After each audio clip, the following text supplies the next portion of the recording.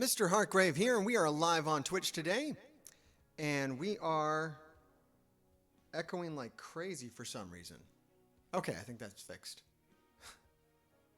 All right, we're talking about AIM today, and we're going to do a budget build on this. We're going to see what are the minimum T4s that we need to kind of get this team running, and we're also going to talk about, is it worth it? I think we can get is it worth it out of the way right at the start here. And I'm going to say no, this is not worth it. It's worth it to get this running in Blitz. This used to be a meta team that we would use in war, definitely.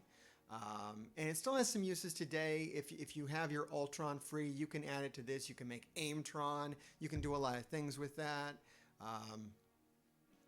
I personally haven't used this in a while in war, not even on defense. It does have some use in the gamma raids right now, and I did have some. I tried to use it to help clean up a node a couple weeks back with no success whatsoever. So I think it would take a sizable investment at this point to make AIM work for you. Definitely not a team to go in on as a new player right now as it stands today. If we get a character like MODOK or some other new AIM character, I'm guessing MODOK is the one that will come out eventually. I would think as a legendary. He's pretty epic, that little guy. Big head and a chair. Right? He would be fantastic for this. That would bring it back into relevance. I'm kind of looking forward to that personally, as I have a 6 red assaulter up there. That would be wonderful. I think I could make some use out of that. But as it is right now, this team is on the bench for me. Let's have a look. Let's get into these. Let's get into these T4s and do a deep dive on them and see what would be worth it at a minimum. I'll be keeping track here on the side to kind of look at. We don't want to exceed 400 to 600 T4s on this if we want to use those like that. I think we're really just looking for real super minimum here, just something that'll get it working in Blitz. If you need another Blitz team, if you're on the, and we have some videos on that down there, Blitz tips. If you're right on the cusp of one of the cutoffs, like if you're getting 2 to 3%, and sometimes you get 1%, and sometimes you do, it might be worth it just to take 200, 400 T4s, dump them into AIM, especially if you have some good red stars like I do here, and just move them up a little bit. You might also be able to get a little bit of use out of them on like the gamma raid, maybe some other places. I mean, this guy's tech. It's possible. I mean, as the game stands today here, I can't really afford to go up much more with him. But if you have good red stars, you have good red stars. And if you do dump resources into characters with high red stars, you can make even like a garbage team like AIM into something usable. You can strive for that. I've done this with my Hydra. I have a decent Hydra raid team, just due to all the massive amounts of red stars I have on it and the massive amounts of T4s I pumped into it. Is that the best idea? Probably not, but it's your roster. You can do what you want. All right, let's look at his basic here. No way we're doing his basic. It's only a 20% damage. This is before they made T4s like vital, so a lot of these are going to be totally skippable. No, I mean, if I had the T4s, if I could really spare them, I might do these two just because I have those high red stars and put level 5 ISO on him and just really crank him up to the top. He could be decent. He could be something. This T4 I did do. And on turn, he fills it. You're going to get an extra 10% speed for self and adjacent AIM allies and plus 5% damage overall. This is a great one, especially if you have a good AIM assaulter. So I'm going to say you would want to do this one. I believe passives were 200. So AIM assaulter's passive for 200. I would say this is a fairly S tier situation here. This might give you This might make the team a lot better if you have that. So I mean, that's why I did it.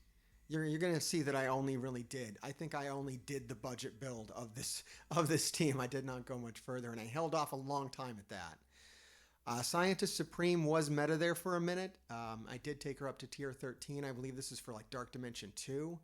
And for the Ultima 7 raid, I never quite bought into her. I'm real skeptical on new teams that come out. When we just get, like the teams that we're just now using on the Doom raid, I think there was just a video that came out. I forget who did it. But they're saying like, you know, oh, I think it was Wolverthor. And he's like, use this amazing team.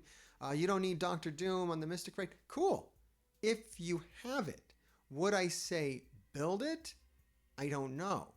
You know, if you have the red stars, yeah. If you don't, am I ready to bet the farm? I wasn't ready to like throw everything at Scientist Supreme when she was being used daily on the Ultima 7, even by myself. I was still like, you know what, let me give this a couple of weeks, let me give it a month and see if this is still the case. Sure enough, Black Order comes, Symbiotes come. So many other teams, so many other configurations that just tear right through the Ultima 7. Scientist Supreme left in the dust. Would have been wasted T4s. I know a lot of people that maxed out her T4s. And I don't even know why anymore. It's pretty pointless. If you're one of the people that does have Scientist Supreme all maxed out, then it might really be worth it to dump the extra T4s into the other characters and just bring them up a little bit so you can get a little more use out of them if you went in already on some of the AIM characters. This is a great upgrade. It gives you an extra negative effect, but I'm not going to call it a deal breaker for the team. Looking at her ultimate,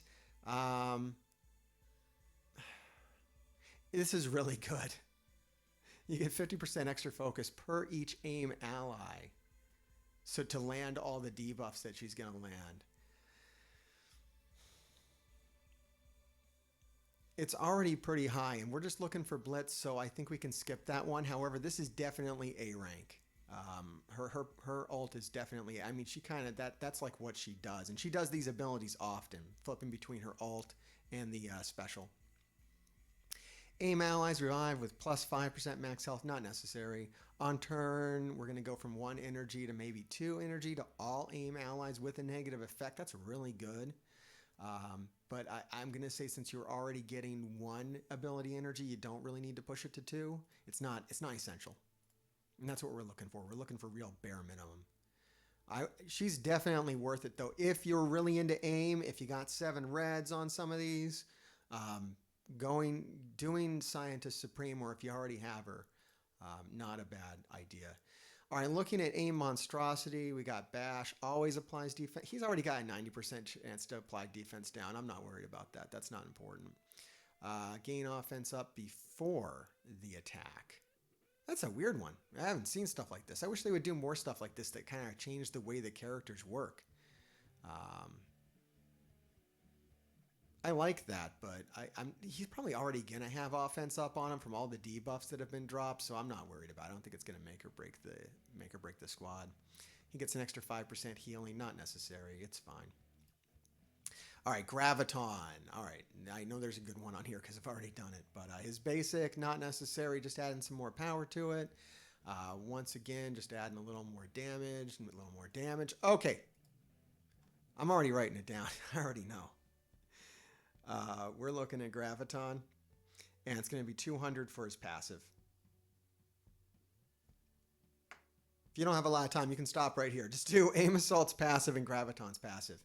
So Graviton's passive, AIM allies get an additional 10% damage across the board. That's definitely what you want here. You want that. That's going to really bring the team just up to the next level that you need for it to start just winning in Blitz more often. Real easy. All right, I don't think, let me see. Let me look at the ideal team setup here. We're probably looking at Assaulter, Supreme, Graviton, and Security. That's really our core. Most people are skipping Researcher and Infector in favor of Monstrosity, which is probably the way to go, or just using Ultron. Ultron, Assaulter, Scientist Supreme, Graviton, and Security is kind of the AIMtron team. If you don't know, we'll have a look at Ultron in a second because it's so used on this, and that was the raid team for the U7 that a lot of people went in on. If they had good aim or had the resources to spare, they were pumping up raid aim and using them on the Ultimate 7 way back when it first came out. We will take a quick peek at Infector and Researcher, but I really don't think most people are going to use them at all in this. Just making sure there's nothing really groundbreaking in here, especially on the passives. No. If this was like plus max health to the whole team, I might say that that's worth it. We'll look at security here in a second. Let me look at Researcher. I've never even touched Researcher. She's one of the few characters that I've just never even bothered to put any kind of resources at all into. Always flip bleed, not important. Let's have a look at this. Always choose a random ally when negative effects apply to an AIM ally. Fill this character's speed bar. It's good to speed herself up, but it doesn't speed the whole team up. Just kind of keeps the healing going. This is like if you're going to use it in raids, which we're really not going to do anymore right now. Can you make like a skill team out of this for the Doom raid? Boy, that would be pushing it, wouldn't it? I mean, we're just kind of clutching at straws for that the skill. Nah, she's the only skill character on here, so you can't even like form any kind of raid team out of this right now. So many of the nodes are locked down. I think the only place that has AIM nodes are like the very first nodes of the Gamma. So that's just going to make it real tough. All right, let's look at security, since we know this is going to be a core of the group. I don't have anything upgraded here. I'm guessing that means nothing's that important. We're just getting some more damage on the basic. Oh, God, this is awful. Anything you want extra % on health when you're looking at T4s. If this was like an extra 10% health, great. An extra 10,000 health, wow, it's one of the bigger numbers that I've seen on this. Sometimes it's like an extra 1,000, like woohoo. 10,000's okay. But as characters keep scaling up and up with red stars, this flat health bonuses become more and more useless as the game goes on. Plus 5% resistance, not important. Okay, so right now for AIM, all I'm going to suggest for AIM, if you're on a budget, if you just want to take it up to the next level, is you're going to want to put the passive on Assaulter and the passive on Graviton. And then let's have a look real fast at Ultron. We can probably find him up here near the top of my roster. And AIM might come back into prominence as Ultron, as we're able to add red stars to Ultron soon. You might see a rise in AIM teams as he does synergize with them very well as he gives his bonuses. We'll look at his kit. He gets a lot of bonuses to villain tech characters, and AIM is kind of heavy on that. All right, we're just doing more damage with his basic. If you haven't done T4s on Ultron, and maybe I'll put on this video, budget build AIM / Ultron, since we'll cover his kit now too. If you haven't done T4s on him, I'll tell you the essential ones for Ultron. I know a lot of people, if you're early in the game, you're just starting with Ultron, so you might not have these at all. Most people, mid-end game players who have been playing for a while when Ultron came out, they just have all this maxed. And you'll probably want to do that too eventually. But if you're just starting out, I would say Ultron, and this is like a separate category. This is beside, AIM is like one thing, Ultron's like another thing. I'm going to say for Ultron, you're going to want his special. He really ramps up a lot as you add more minions. And yes, you do have a chance to add 2 or 3 minions without this upgrade, but guaranteeing that you get 3 minions is kind of a make or break situation with him. So I'm going to say you want his special. And that special is 220.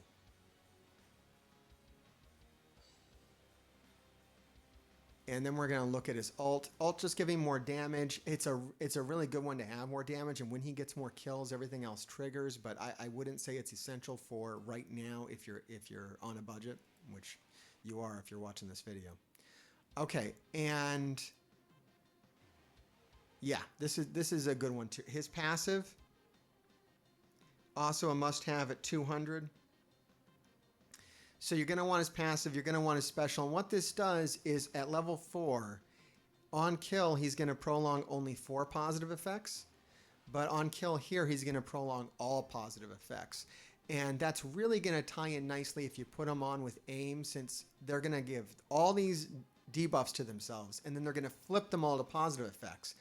Much more than 4 effects per character. And that's why you really want this level 5 on Ultron, for when that flip takes place. And this is on a lot of teams that you put Ultron on. There's more than 4 positive effects out there on everybody. So you want that flip to really flip them all. So he's definitely worth it in that regard. You can run Ultron without any of this stuff, because all this stuff works. You can drop 3 bots if you're lucky with his special. You might only have a handful. You don't need to flip all the negative effects or prolong all the positive effects on your team. It helps to get all of them. But you might only be counting on, elongating your offense and defense up, and you might get lucky and get it. This eliminates the luck. Taking him up, putting 420 T4s into Ultron, just kind of takes the luck out of him and makes him more of a sure thing, which I think you're going to want to do for a character like this. We've all had to work a little extra hard to get him by going through a dark dimension to grab him. So I would definitely do that. I find I'm not the best person to talk about ISO as far as which class. The ultimate advice I'm giving right now for ISO is to stick with level 1, see how it works, make sure you're happy with it, and then upgrade after you've sat on that for a couple of weeks or a month. You're using the team a lot. Okay, they really are working well this way. Now let me invest in it. I wouldn't just go off anyone's advice, honestly, especially if we haven't seen how they're going to interact. Where the character is ultimately going to land in your roster is going to matter a lot too. If you use Ultron with different teams, it might change how you want to set him up. In most cases, I feel confident for Ultron to tell you to go for Stryker. Most people are using Stryker. You can also go on MSF.gg. And when you go on there, you can look up characters and you can see how most players have set the ISO. It's great because a lot of people have put their roster data in there, so it knows what everyone uses and it can tell you what the best class is. So that's a good resource to use as well. For Ultron, Stryker. Let's go back and look at AIM before we end the video just to talk about what you might want to put on. And it really matters who you put on who. Scientist Supreme, I did Healer, and once again, I'm taking my own advice. I'm just leaving it at level 1. Just for the moment. I don't use them a lot. It's not really important, but I put Healer on Scientist Supreme. Because when you have a kit like this, she doesn't attack, right? And Stryker, Skirmisher, Raider, they all rely upon your character actually attacking to do anything. Whereas Healer and Fortifier are like passive. And she's a very passive character. She's not hitting very much, especially if we're talking about like a blitz situation where you're only getting like 2 rounds anyways. When you're in a raid, it's different. But I would say Healer with her.